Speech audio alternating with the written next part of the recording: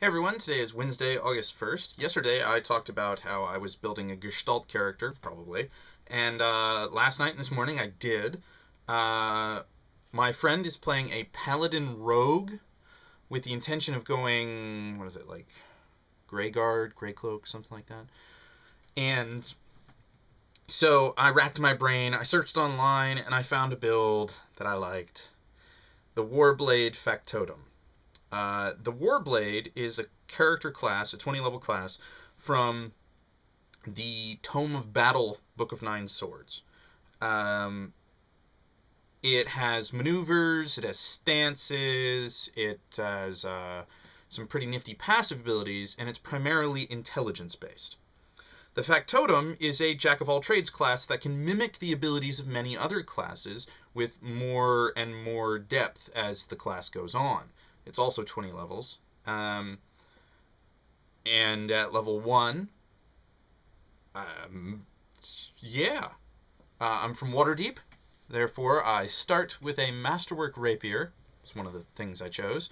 The build I chose has pretty much been done for me, from bottom to top. The only variance really is my stats and what I roll for my hit points each level, as well as wherever I feel like putting my skills, which all of them are class skills. All of them. I could put points in all of them. Awesome. The Factotum makes me laugh. The Warblade, however, has caused a considerable amount of mirth this morning as I took apart the build for its maneuvers. Some of the maneuvers have requirements. They're not like spells, really. I mean, you fire them, you forget them technically. But what happens is that you have a pool that you know, and then you have a pool of those that are ready for use during combat. And then you have a number of stances that you can switch between as the fight goes on. But the thing is, well, stances are considered maneuvers for the purposes of qualifying for other maneuvers and stances. So I'm just going to use the word maneuver from here on out. There are maneuvers that require certain other maneuvers, if you will. There are different schools. So you have like Desert Wind, you have Iron Heart, you have Stone Fist, or whatever it is. And so you have these different schools, Diamond Mind, Tiger Claw, I think one of them is, White Raven, so on and so forth. Anyways, so for example, say I want to take this particular maneuver, and it says prerequisite must have 2 other maneuvers in this school. Oh, well, so by the time you get to there, you should have, planned for it ahead of time. Like, oh, I want to use that, so I got to get this, this, this, and this, and this, and so on and so forth. So I went through the entire build, and I started at the beginning, and I saw which ones... The thing about the Warblade is you can swap out a power every even level, starting at level 4 and going up. So I watched where... I wrote everything out. I watched where he swapped, and then I went through and I counted all of the prerequisite powers. And there's one which made me go, oh, close. Because what happens is that he took a power, like a stance, and then at the same level, he got rid of one of the maneuvers that allowed him to qualify for that stance, and swapped it in with a different maneuver from a different school. And I looked at it and I went, oh, that's...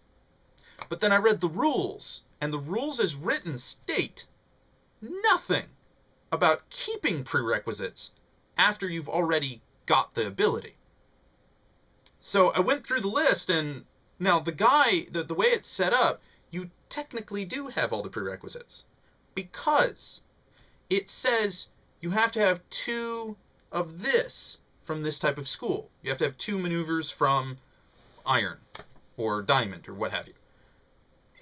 If stances count as maneuvers, then they're self-qualifying or self-sustaining. For example, say you take one maneuver from Iron early, And then you take another maneuver. So you have 2 iron heart maneuvers, or whatever they're called. Then you take a maneuver that says you must have 2 to take this. You take it, you swap out one of the others. Technically, you still have 2, so that one qualifies for itself. Does that make any sense? I think it does. Because it works in my mind.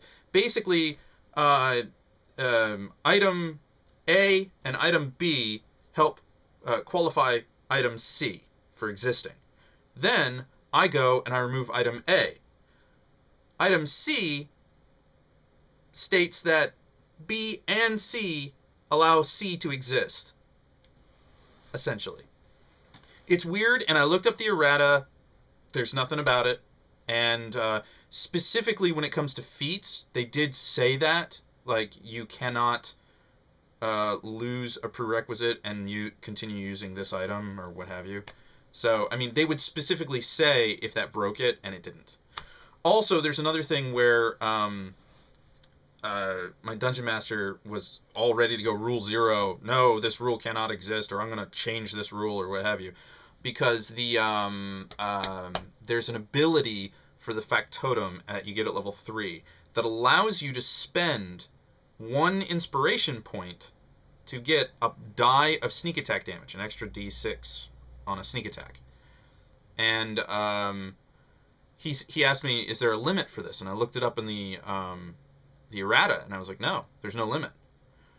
Now, the base Factotum class has, by the time you're level 20, you have 10 inspiration points. It's amazing how few you get. Like, the most you'll ever spend on any one thing for just one thing is 4.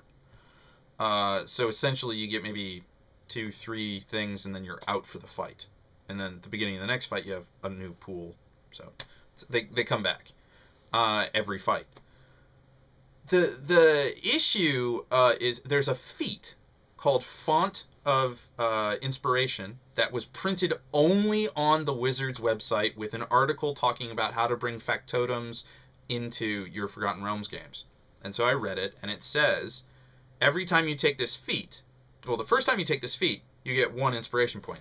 Every time thereafter, you get another inspiration point. So, for example, if it's the second time, you get 2 more. If it's the third time, you get 3 more. If it's the fourth time, you get 4 more.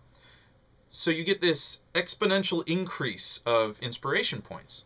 The build I'm looking at, the guy took it 7 times. Yeah, 28 points. I'm going to take it 5. Mostly because I'm not using one of the mechanics that this guy used to get 2 uses of it.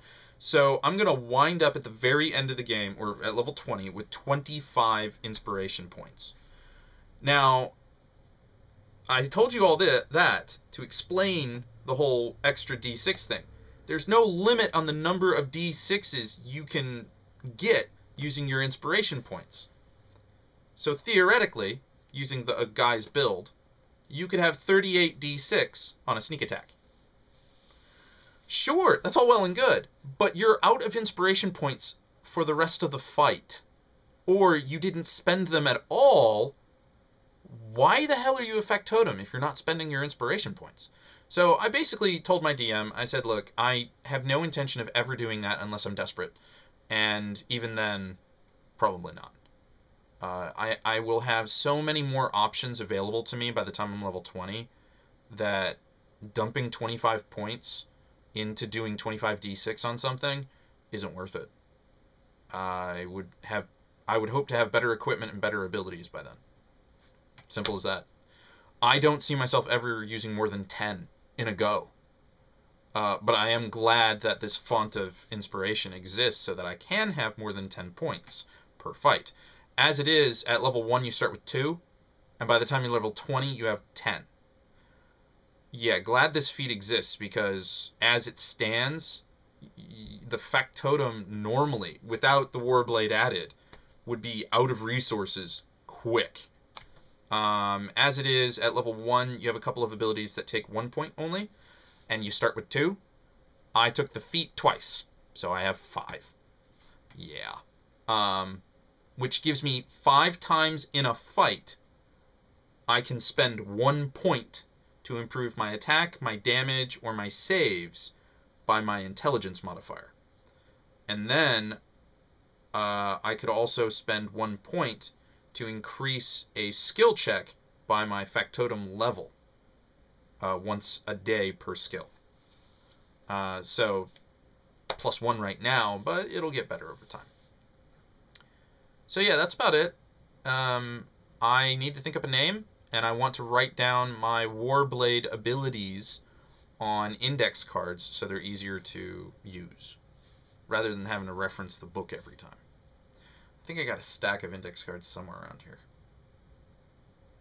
I haven't really used them that much since high school. Anyways, until next time.